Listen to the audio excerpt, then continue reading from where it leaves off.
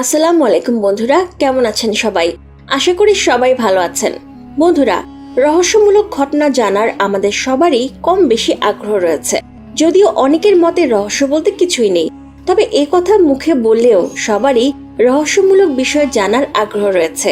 এই পৃথিবী যতদিন থাকবে রহস্য ঠিক ততদিনই থাকবে, এবং আমাদের চারপাশে প্রতিনিয়ত এমন অনেক অজানা রহস্যজনক ঘটনা ঘটে চলেছে, যেগুলো সম্পর্কে কেউই সঠিকভাবে কোনো ব্যাখ্যা দিতে পারছে না, এবং সেগুলো শুধু রহস্যই হয়ে রয়েছে।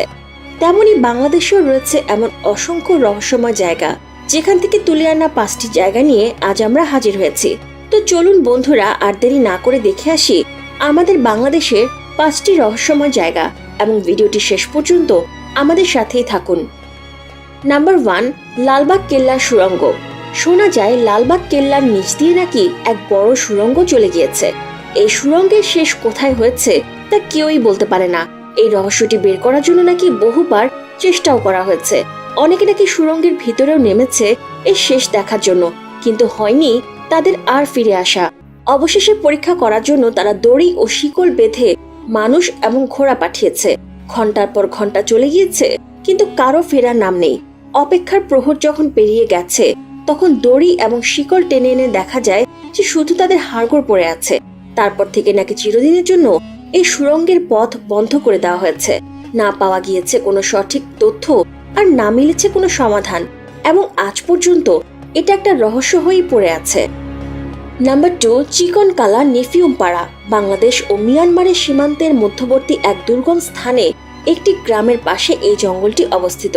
সেখানে আপনি যখনই যাবেন তখনই শুধু আশেপাশে বাঘের ছাল বিছিয়ে থাকতে দেখবেন, সেটা হোক দুপুর 12টা কিংবা রাত 12টা।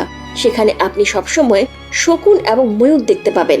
তাছাড়া এই জঙ্গলের পাশের মানুষেরা নাকি প্রতি বছর এই জঙ্গলের ভেতর থেকে এক ধরনের ফিসফিস আওয়াজ শুনতে পায়, আর যখনই কোনো শিকারী এই জঙ্গলে এই ধরনের আওয়াজগুলো শুনতে পায়, তখন তারা শিকার ছেড়ে দ্রুত সেখান থেকে পালিয়ে আসে। আর প্রতিবারই কেউ না কেউ সেখান থেকে পালানোর সময় পেছনে পড়ে হারিয়ে যায়, এবং একবার যে পেছনে পড়ে যায় সে আর কখনো বেঁচে ফিরতে পারে না।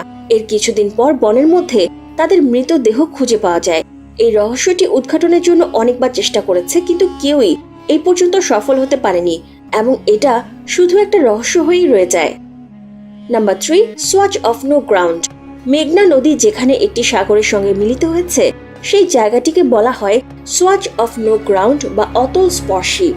বহু বছর আগে ব্রিটিশরা সোয়াচ অফ নো গ্রাউন্ড নামটি দিয়ে যায়, যার কারণ হচ্ছে যেখানে মেঘনা নদী সাগরের সঙ্গে মিশেছে সেখানে নাকি হঠাৎ করে পানির গভীরতা খুব বেড়ে যায়।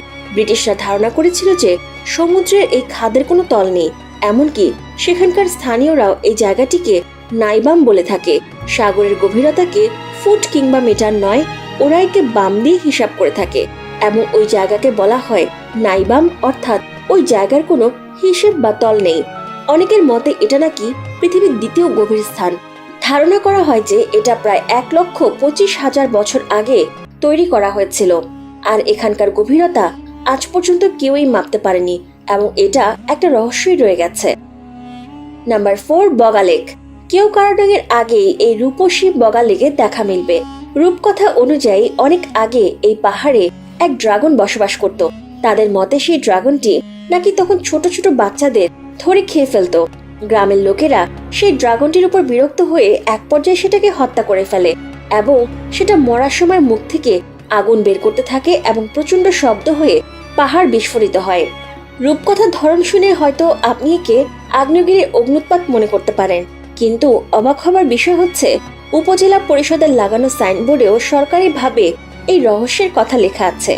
আপনি জেনে আরো অবাক হবেন যে এখানে যে নদী আছে তার গভীরতা এখনো কেউ মাপতে বা অনুমান করতে পারেনি। এমনকি প্রতি বছর রহস্যজনকভাবে এই বগা লেকের পানির রং কয়েকবার পাল্টে যায়। যদিও এখানে কোনো ঝর্ণা নেই, তবুও কেন এই লেকের রং এভাবে ক্ষণে ক্ষণে পরিবর্তন হয় তা কেউই বলতে পারে না। Number 5, guns of Barisal. আজকের এই আধুনিক যুগে ইন্টারনেটের সাথে মোটামুটি কম বেশি আমরা সবাই পরিচিত, আর আপনি যদি গুগলে গিয়ে গানস অফ বরিশাল লিখে সার্চ করেন, সেখানে আপনি অসংখ্য কন্টেন্ট পেয়ে যাবেন, এবং সেগুলো যতই পড়বেন ততই বিমোহিত হতে থাকবেন যে বাংলাদেশেও বুঝি এরকম রহস্যময় জায়গা রয়েছে। এর শুরুটা হয়েছিল ব্রিটিশ আমল থেকে। ব্রিটিশরা যখন বরিশাল এসেছিল তখন এর নাম ছিল বাকেরগঞ্জ। বাকেরগঞ্জের তৎকালীন ব্রিটিশিয়ান এই ঘটনাটি প্রথম উল্লেখ করেন। তিনি বলেন, বর্ষা আসার আগে আগে গভীর সাগরের দিক থেকে রহস্যময় কামান ডাকার আওয়াজ শোনা যেত। ব্রিটিশরা প্রথমে মনে করেছিল হয়তো কোনো জলদস্যু হবে, কিন্তু আসলে তা নয়।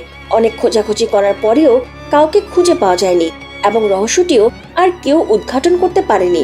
হয়তো বিষয়গুলো আপনার কাছে কাল্পনিক অথবা গুজব বলে মনে হতে পারে, তবে জানিয়ে দেই যে বরিশালে কামান ডাকা সম্পর্কে আমাদের জনপ্রিয় কবি সুফিয়া কামাল তার আত্মজীবনীতে উল্লেখ করেছিলেন। তিনি নাকি তার শৈশবে এই ধরনের রহস্যময় বিস্ফোরণের আওয়াজের কথা মুরব্বীদের কাছে শুনেছিলেন। তবে 1950 সালের পর থেকে এই ধরনের কোনো শব্দ আর কেউ শুনেছেন বলে জানা যায়নি। হয়তো সাগরের কোনো গ্যাস ফিল্ড যা এখন মৃত, বা কোনো আগ্নেয়গিরি, কিংবা অন্য কোনো রহস্য। সেটা যাই হোক না কেন, বিষয়টি এখনো রয়ে গেছে একটা অমীমাংসিত রহস্য হিসেবে।